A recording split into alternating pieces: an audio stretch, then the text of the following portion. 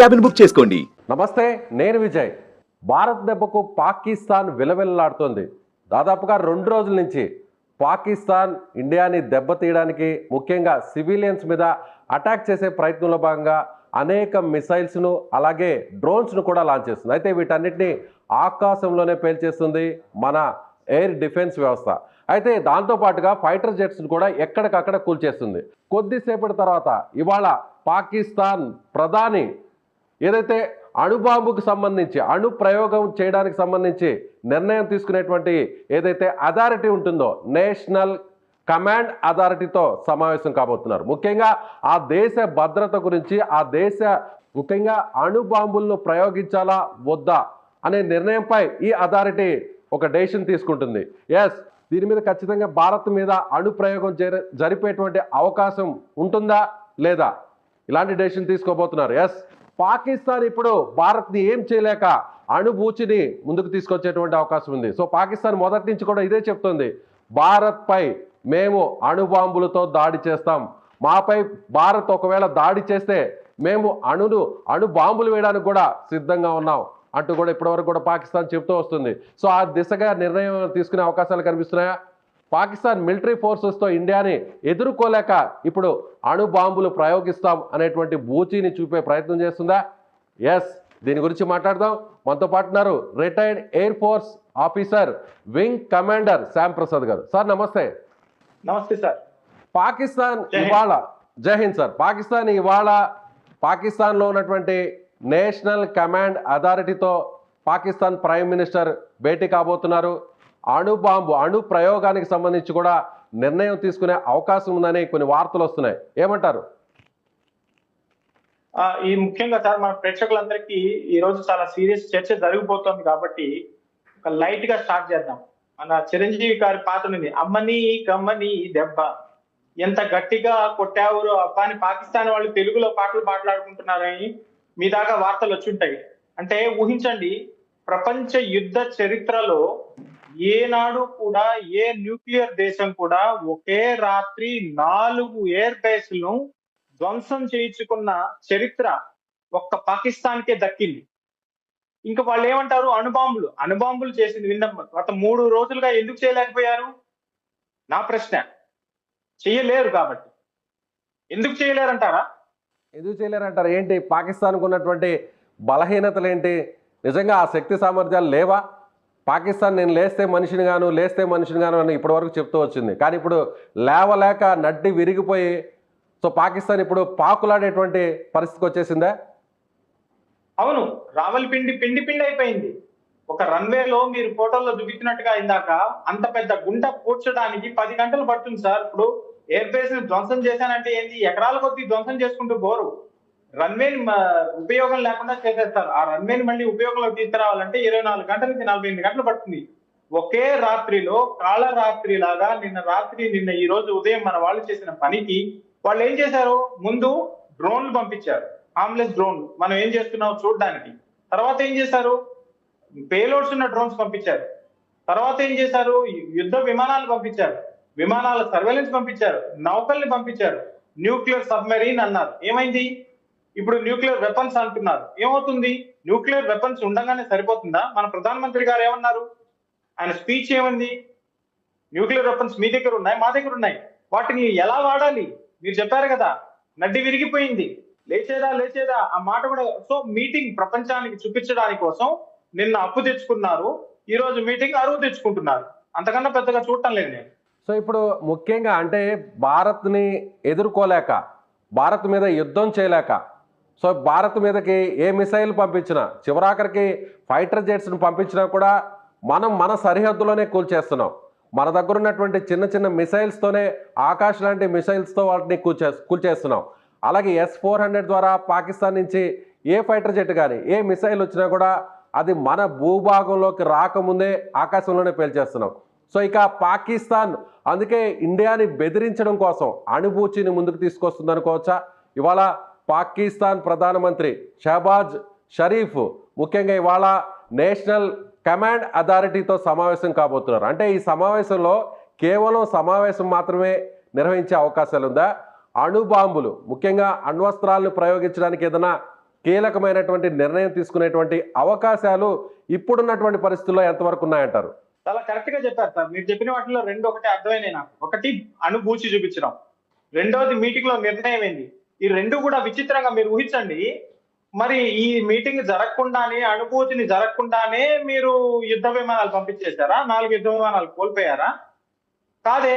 ఒకటి. రెండోది, ఈ అనుభూతి అనేది, ఈ మీటింగ్ అనేది కూడా రెండు బూచినే. ఎందుకంటారా? అనుభూతికి సిద్ధంగా ఉండాలంటే మీ దగ్గర వాటిని క్యారీ చేసే విమానాలు ఉండాలి, వాటిని క్యారీ చేసే నౌకలు ఉండాలి, వాటిని భుజానేసుకొని రాలేం కదా. సో ఈ రెండు లేవు కరాచీలో. మీరు ఊహించండి, వాళ్ళు 4 రోజులుగా వాళ్ళ డ్రోన్లు, యుద్ధ విమానాలు, సర్వేలెన్స్ విమానాలు, ఎలక్ట్రానిక్ సర్వేలెన్స్ విమానాలు, పేలోడ్స్ ఉన్న డ్రోన్లు, యుఏవీస్ అంటాం, ఆర్పీవీస్ అంటాం, అన్ని ప్రయోగించారు. మనం ఇంతవరకు మన సరిహద్దులు దాటకుండా విమానాలు సరిహద్దులు దాటలేదు, షిప్పులు సరిహద్దులు దాటలేదు. అయినా శ్రీకాంత్ ఎక్కడి నుంచో దూరంగా కూర్చొని చూసి క్యాట్ బాల్ తో కొట్టినట్టు కొడుతోంది. మన ఆర్మీ ట్యాంకులు ఇంకా బయటకు తీయలేదు. Just imagine. అంటే ఇప్పుడు పాకిస్తాన్ మీరు అన్నట్టుగా న్యూక్లియర్ వెపన్స్ ని క్యారీ చేయడానికి వాళ్ళ దగ్గర ముఖ్యంగా యుద్ధ విమానాలు కానీ, యుద్ధ వాహక నౌకలు కానీ ఇవేం లేవంటారా? అంటే ఆల్రెడీ ఫైటర్ జెట్స్ చాలా ఉన్నాయి కదా పాకిస్తాన్ దగ్గర.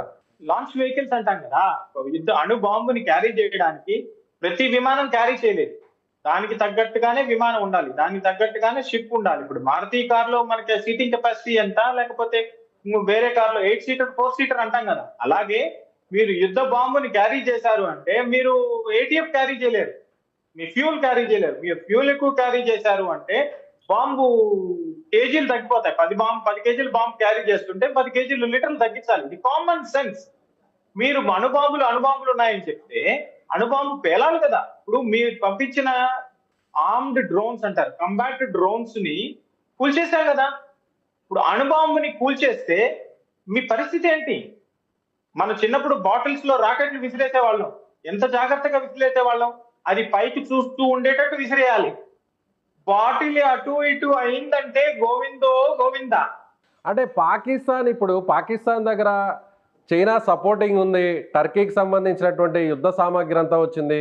సో పాకిస్తాన్ పూర్తి స్థాయిలో అంటే ఇక యుద్ధం చేయలేనటువంటి పరిస్థితుల్లో, పూర్తిగా పాకిస్తాన్ అభద్రతా భావానికి వెళ్ళిపోయినటువంటి పరిస్థితుల్లో పూర్తిగా పాకిస్తాన్ అక్కడ ఉన్నటువంటి ఏదైతే ఆ ప్లేసెస్ అన్నింటినీ కూడా, కంట్రీని మనం క్యాప్చర్ చేసేటువంటి ప్లేసెస్లో అక్కడున్న ప్రజలు ఇంకా బతకలేరు అనేటువంటి సిచ్యువేషన్లో మాత్రమే అణుయుద్ధానికి దిగాలనేటువంటి ఆలోచన చేస్తుంది. కానీ పాకిస్తాన్ ఇవాళ ఎందుకు ఇలాంటి సమావేశం నిర్వహించబోతుంది అంటే, జనరల్గా నేషనల్ కమాండ్ అథారిటీ మీటింగ్ అనేది ఏ సందర్భాల్లో నిర్వహిస్తాయి? ప్రతి దేశం కావచ్చు, వీటికి సంబంధించిన ప్రతి దేశానికి కూడా ఎన్సీఏ అనేది ఉంటుంది.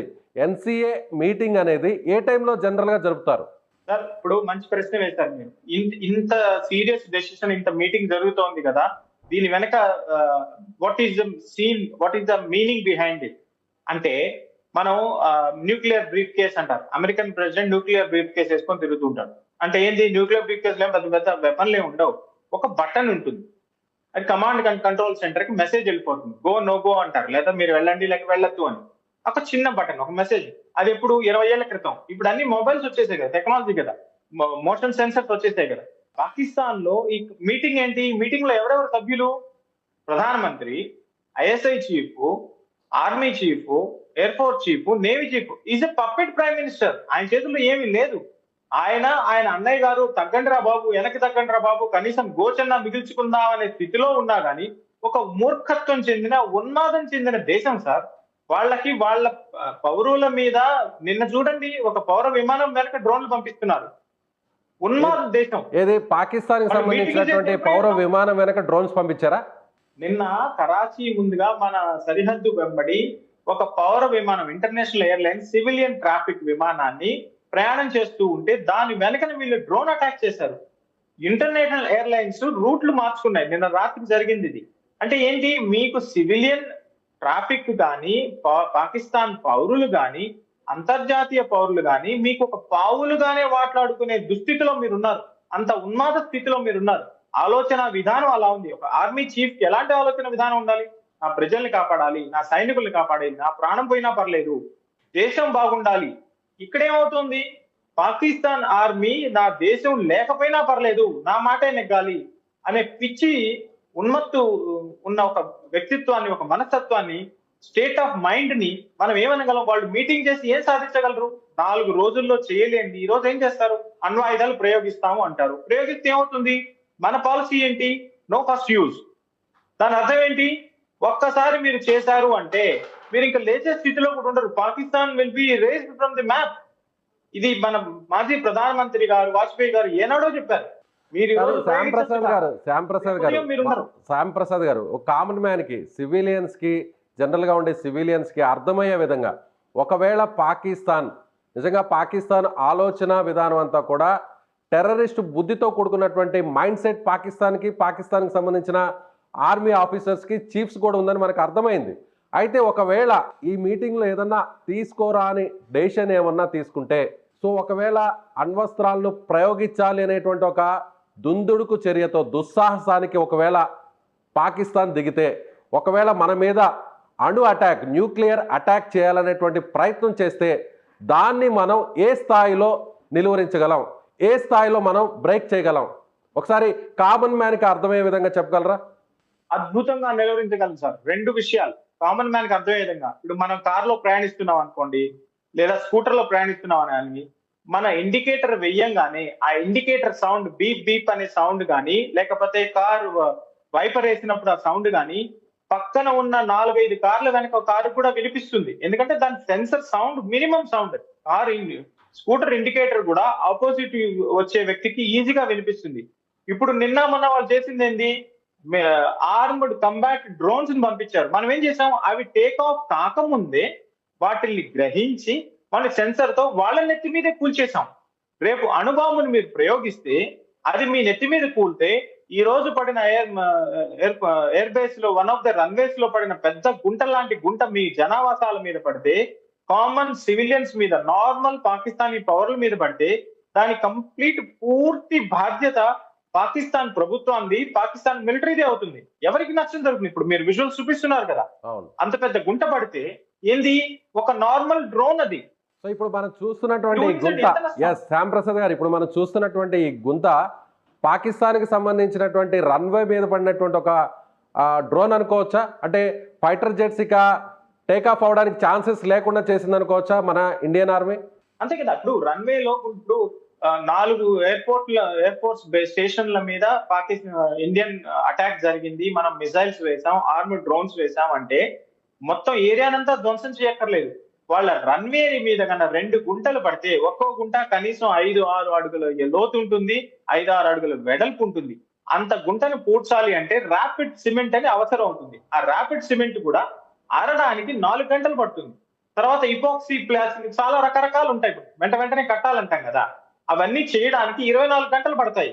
24 గంటల్లో ఇండియా వచ్చి మీ పక్కన కూర్చోదని గ్యారంటీ ఏంటి?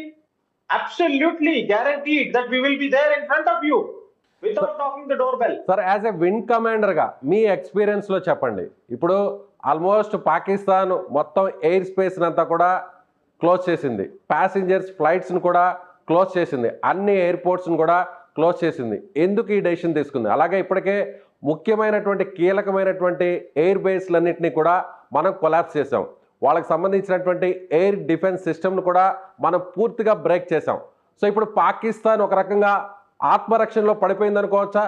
ఏ సమయంలో అయినా సరే మన ఫైటర్ జెట్స్ ఆ ప్లేసెస్ మీద అటాక్ చేసేటువంటి ఛాన్సెస్ ఉన్నాయనుకోవచ్చా? ఇప్పటి వరకు నార్మల్ డ్రోన్స్, సర్వేలెన్స్ డ్రోన్స్ పంపించిన వాళ్ళు నిన్న మన మీద మిసైల్స్, కంబాట్ డ్రోన్స్ పంపించారు. ఇది ఎస్కలేటివ్ లాడర్ లో, అంటే అంచెలంచెలుగా ఎదుగుతున్న వార్ ఎస్కలేషన్ లో మరో అంచె ఎదిగింది. లాడర్ లో నిచ్చెన మీద ఇంకో అడుగు వాళ్ళు పైకి వేశారు. వాళ్ళు పైకి వేసిన తర్వాత మనం ఏం చేసాం? 4 ఎయిర్ బేస్లు కూల్చేసాం. ఒక మిసైల్ కి, ఒక డ్రోన్ కి సమాధానం 4 ఎయిర్ బేస్లు అయితే, ఒక అణుబాంబుకి సమాధానం మీరే ఊహించండి. మన ప్రేక్షకులకు అర్థమయ్యేటట్టు చెప్దాం. మీరు ఒక రాయి వేస్తే మీ ఇల్లు కూల్చేస్తాం. బుల్డోజర్ సిస్టమ్ నడుస్తోంది ఇక్కడ. లా అబైడింగ్ సిటిజన్స్ మంది, లా అబైడింగ్ కంట్రీ మంది. మీలాగా టెర్రరిస్టులు ఉత్పత్తి చేసే ఉన్మాద దేశం కాదు. ఒక బాధ్యతాయుతమైన, ప్రపంచంలో పేరు కన్నా, ప్రపంచంలో అతిపెద్ద జనాభా గల దేశం ఇది. ప్రతి అడుగు కూడా ఆచి తూచి వేస్తాం. మన విమానాలు ఇంకా ట్రై కూడా చేయలేదు, ఎందుకంటే మనం చేయకూడదు అనుకున్నాం, మనం నిర్ణయించుకున్నాం ఎస్కలేషన్ మేము చెయ్యము. మీరు ఒక తీవ్రవాద దేశము, తీవ్రవాదులను పుట్టి పెంచి పోషిస్తున్న దేశము, మీరు నిన్న వాళ్ళు ఏం చేశారు, అమాయకులైన భారత పౌరుల్ని, మనం సివిలియన్ ఫౌజీ అంటాం, ఈ సమయంలో నేను సివిలియన్ ఫౌజీ అనను, మనం అందరం భారతీయ పౌరులం. అమాయకులైన భారతీయ పౌరులైన పిల్లల మీద, ఒక కాన్వెంట్ మీద, ఒక స్కూల్ మీద మీరు బాంబులు వేస్తారా? అంత పిచ్చా, అంత ఉన్మాదమా? దీనికి సమాధానం చెప్పకుండా ఏ దేశమైనా, బాధ్యతాయుతమైన దేశమైనా ఉంటుందా? దానికి మీరు ఏం చేశారు? మళ్ళీ మిసైల్స్ వదులుతారా? ఆర్మ్డ్ డ్రోన్స్ వదులుతారా? అందుకని ప్రతీకారంగా ఏం జరిగింది మీకు? మీ వేలు చూపిస్తే చెయ్యి కొట్టేస్తాం. 4, ఒక చెయ్యి కాదు, ఒక వేలు చూపించారా, 2 చేతులు కోసేసాం. కరాచీ ఎట్ట కూలిపోయినది. కరాచీలో షిప్స్ పోలేవు, కార్గో రాలేదు, న్యూక్లియర్ సబ్మరీన్ ఉన్నారు, అది ఎక్కడ ఉన్నదో నాకు కనపడటం లేదు. అవాక్స్ అన్నారు, అవి ఎక్కడ కనపడలేదు. మీరేమో గుంటలు చూపిస్తున్నారు టీవీ స్క్రీన్ లో. ఎక్కడి నుంచి మా పేలుస్తారు మీరు? అణుబాంబుల గుంటలోంచా? సో పాకిస్తాన్ ఒకవేళ మన మీద అణ్వస్త్రాల్ని ప్రయోగించాలంటే ఆ పాకిస్తాన్ నెత్తి మీదనే మనం పేల్చేస్తాం, అంతేనంటారు? ఒక మాటలో చెప్పాలంటే మన వైపు అణ్వస్త్రాల్ని, న్యూక్లియర్ వెపన్స్ వేద్దామనే ఆలోచన వచ్చే లోపలే అక్కడే మనం పేల్చేస్తాం. అలాంటి శక్తి సామర్థ్యాలు, టెక్నాలజీ మనకు ఉందనుకోవచ్చు, అంతేనా? చాలా కరెక్ట్ గా చెప్పారు సార్. వాళ్ళు గనక ఈ దుశ్చర్య చేస్తే, ఈ పిచ్చి ఆలోచన చేస్తే, వాళ్ళ నెత్తి మీదే పేలే ఛాన్సెస్ కాదు, వాళ్ళ నెత్తి మీదే పేలుతాయి. మరొక విషయం, చిన్న విషయం చెప్పదలుచుకున్న ఈ సమయంలో, చెప్పాలో చెప్పకూడదు. మన అణుబాంబు ప్రయోగాలు జరుగుతున్నప్పుడు అమెరికా వాళ్ళు మన నెత్తి మీద అంతా కెమెరాలు పెట్టేశారు, శాటిలైట్ కెమెరాస్.